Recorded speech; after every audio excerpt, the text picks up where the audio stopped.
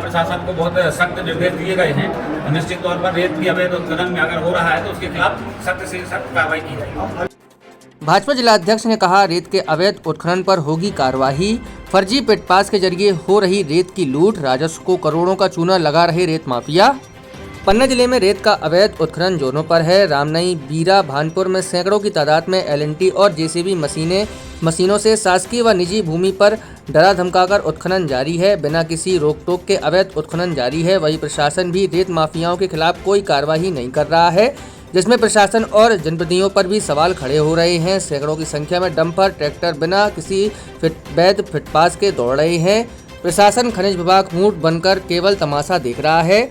आज press conference के दौरान भाजपा जिला अध्यक्ष बृजेश डब्बू मिश्रा ने अवैध उत्खनन पर कार्रवाई की बात कही। वही अवैध रेत पर कार्रवाई करने वाले अधिकारियों के हटाए जाने पर कहा कि प्रशासनिक आवश्यकता पर अधिकारियों को हटाया भी जाएगा।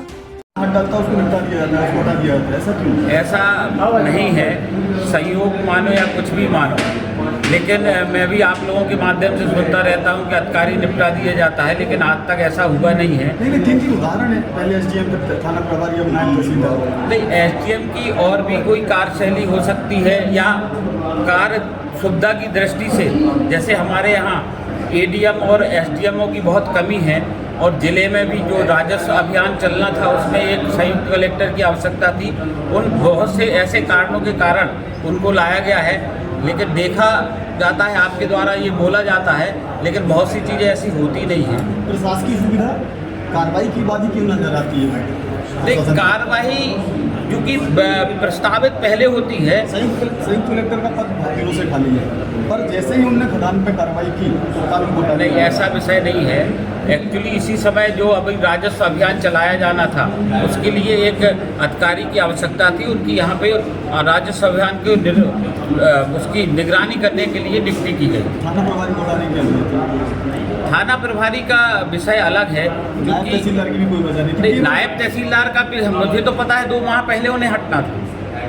दो माह पहले मेरे को जानकारी थी, लेकिन जब कार्य सुविधा के हिसाब से कलेक्टर महोदय ने आदेश किया तब माना गया। तो रात 8 बजे आदेश जारी किया। अब ये तो कलेक्टर साहब इस विषय का वो दे सकते हैं। उसमें जिला प्रशासन को बहुत सख्त निर्देश दिए गए हैं और निश्चित तौर पर रेत के अवैध उत्खनन में अगर हो रहा है तो उसके खिलाफ सख्त से सख्त कार्रवाई की जाएगी। अब फर्जी पिटपास के जरिए रोजाना लाखों रुपए की राजस्व की क्षति पहुंचाई जा रही है। ये निश्चित तौर पे गंभीर विषय है और इस विषय पर मैं भी कलेक्टर महोदय से और यहाँ के खनिज अधिकारी से बात करूँगा और उनके संज्ञान में लाकर निश्चित तौर पर कार्रवाई करवाएं।